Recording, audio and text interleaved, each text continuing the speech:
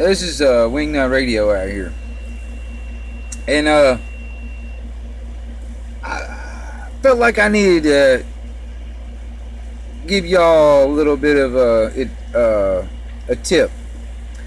All right, now I've done a lot of traveling over the years, and I spent a lot of time in national forests all over the country, man, with the when gatherings and stuff like that happening out there. And one of the things I've noticed in like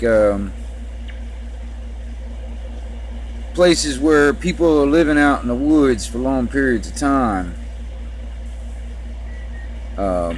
money is not necessarily used. Where I'll give you, money is converted into other things. Alright. Now, when it comes down to like bartering and trading and stuff like that.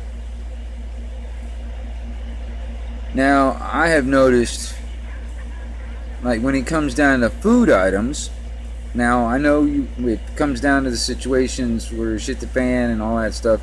You want to kind of hold on to your food. And I get that, and that's understandable, and that's you should. But when it comes down to these two food items right here, these could be, in a sense, almost considered like gold and silver. These could be considered like high dollar trade items. This is coffee and sugar. Coffee and sugar, I have found out, is like gold and silver. Like the sugar would be the gold, and then you got the coffee, that would be the silver. Now these are the two things that most people, after living out in the woods for a long period of time, really don't have, and they want, or they miss, or they would like to have. So when it comes down to trade items that are in the food category, these are the two that I know that are right up there at the tippy top. Now, just on regular spices, not a food, but just your average everyday pepper and salt. Now these are kind of a luxury item, just to make everything, what cans of beans you might have taste better. But pepper and salt is another trade item. Because if it comes down to the scenario where the money, or the idea of the money that we've got to buy things or get what we want,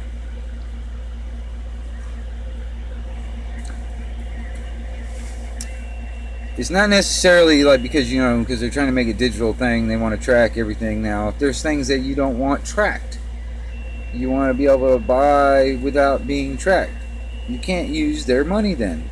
Their ID or their idea of money.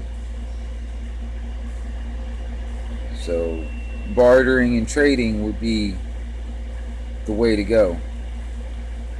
Now for instance, if I know a buddy of mine that's got some chickens that lays eggs, so you're like, hey, for a couple of dozen of eggs, I'll give you these two little bottles right here with sugar and coffee in it. And if he's into it, that'd be a good trade. Boom, there you go. He got what he want, I got what I want. Now, these bottles just happen to be what, like, this coffee creamer comes in. And I saved the bottles, and they're convenient because they're small and they're compact. You can, this will pack away in your backpack and the lid ain't gonna come off. Keeps everything nice and sealed up.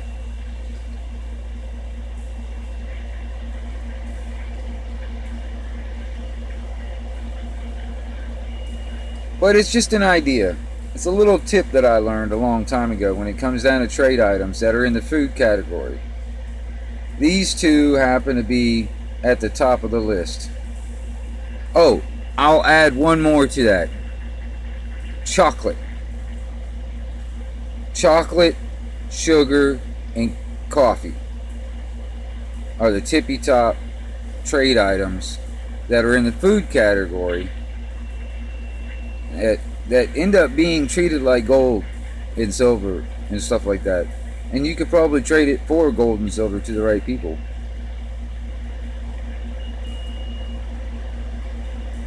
Anyway, it's the 1122 Wingnut Radio with a uh, little tip for if it ever goes down to the point of Mad Max. I'm back out.